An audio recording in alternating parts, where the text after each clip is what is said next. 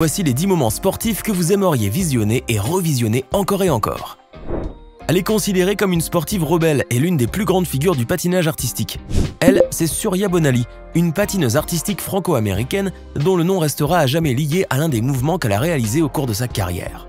Nous sommes en 1998. Surya a 24 ans et s'apprête à participer à sa dernière compétition amateur lors des Jeux Olympiques d'hiver de Nagano au Japon. Alors qu'elle est sur la glace, la jeune patineuse décide de réaliser un salto arrière et atterrit sur une seule jambe, à la stupéfaction de tous. Un mouvement dangereux, mais surtout, cette figure est interdite en patinage artistique depuis 1976. Et pourtant, cette ancienne gymnaste n'hésitera pas à l'effectuer lors de cette compétition au point de risquer la disqualification. S'agissait-il d'une simple envie d'y laisser sa marque déposée, ou bien était-ce le désir de pousser les limites du patinage artistique qui se cachait derrière ce saut périlleux? Bon, il est vrai que Surya Bonaly était connue pour sa rébellion, et elle n'a cessé d'aller à l'encontre des lois et des règles imposées dans la discipline afin de la faire évoluer à tout prix. Cette triple vice-championne du monde senior au palmarès irréprochable ne décrochera jamais l'or olympique tant rêvé, et malgré sa performance lors de ces Jeux Olympiques d'hiver de Nagano, elle ne remportera aucune médaille. Elle terminera à la 10e place, non sans avoir conquis à jamais le public pour sa magnifique prouesse. Plus tard, elle affirmera elle-même qu'elle voulait faire quelque chose qui plairait au public et non aux juges. Et elle a réussi. Le splendide mouvement de cette sportive, nommée depuis le Bonaly, a marqué à jamais l'histoire du patinage artistique. Aujourd'hui encore, 22 ans après son célèbre salto arrière réceptionné sur une jambe, Surya Bonaly est la première et la seule patineuse artistique à avoir réalisé un tel mouvement. Une chose est sûre, on ne se lassera jamais de voir et revoir cette magnifique prouesse. Les matchs de football sont pleins de moments forts et de scènes insolites ou embarrassantes qui peuvent arriver à n'importe quel moment. Mais quand l'arbitre s'y retrouve impliqué malgré lui, eh bien, cela se transforme tout simplement en une scène virale. Malcolm, un footballeur brésilien qui évolue au sein du Zénith Saint-Pétersbourg, a créé le buzz lors d'un match qui opposait son équipe à celle du Dynamo Moscou. Que s'est-il passé? Eh bien regardez, Malcolm venait à peine d'entrer en jeu à la mi-temps. Profitant d'un arrêt de jeu après une faute, il a effectué un beau tir en envoyant directement le ballon sur l'arbitre qui l'a reçu en pleine poitrine. Et il a réalisé cette très belle transversale en lançant le ballon de l'autre moitié du terrain. Mais qu'est-ce qui lui a appris de faire cela? Eh bien, on n'en sait rien. Heureusement que le joueur brésilien n'a pas été sanctionné suite à cela.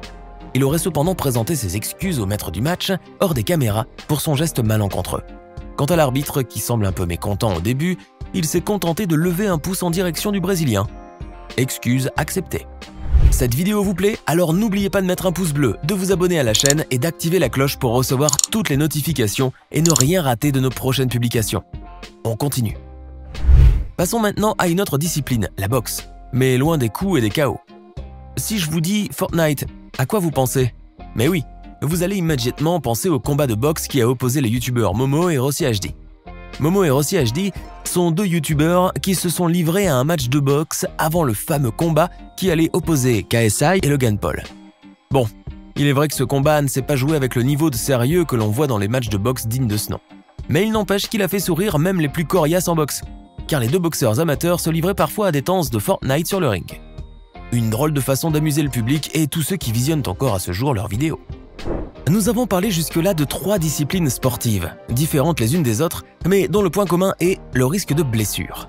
Évidemment, il est difficile de ne pas parler de blessures dans le sport. En revanche, il existe certaines disciplines où ce genre d'incident n'est pas très fréquent. Le golf par exemple. Mais Tony Finau, lui, ne l'entend certainement pas de cette oreille. Le golfeur gardera un souvenir aigre-doux de sa participation au concours de par 3 précédant le Masters en 2018. L'Américain s'apprêtait à participer pour la première fois au Masters, l'un des plus prestigieux tournois de golf dans le monde. Lors de ce concours de par 3, il venait de réaliser un magnifique trou en 1, sous le regard fasciné du public et de sa famille, présente durant la compétition. Malheureusement, ce beau moment de joie va vite se transformer en un instant de vive douleur, car en s'élançant de joie sur la pelouse pour célébrer ce splendide hole-in-one, le golfeur s'est déboîté la cheville gauche. Aïe! On dit que lorsque l'on gagne, on oublie vite sa blessure, mais pour le pauvre Tony, les choses se sont passées différemment. En revanche, le golfeur va faire quelque chose de très étonnant. Regardez. Après son petit accident, on le voit remettre sa cheville gauche dans la bonne position, avant de se lever et continuer à marcher en boitant, sous les applaudissements du public. Apprêtez-vous maintenant à vivre un moment d'une grande rareté dans le monde du basketball. Kamil Gursidek, un joueur de l'équipe américaine de l'Idaho State, est décidément le basketteur le plus chanceux du monde. Lors d'un match disputé en 2010 contre l'équipe d'Utah State, il avait réussi un lancer franc de manière spectaculaire. Voulez-vous savoir comment? Vous n'allez certainement pas croire ce qui s'est passé, mais regardez. Incroyable, le lancer franc de ce joueur, c'est du jamais vu. Vous avez vu comment le ballon est resté immobile sur le cerceau avant de retomber, marquant le point? Allez, on vous laisse regarder le miracle une nouvelle fois.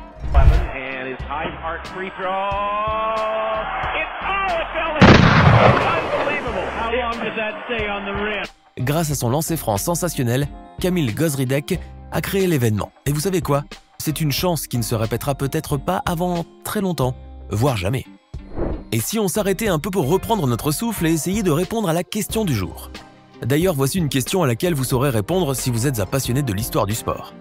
Dans quelle discipline sportive réservée autrefois aux hommes, l'américaine Kathrine Switzer a été la première femme à participer?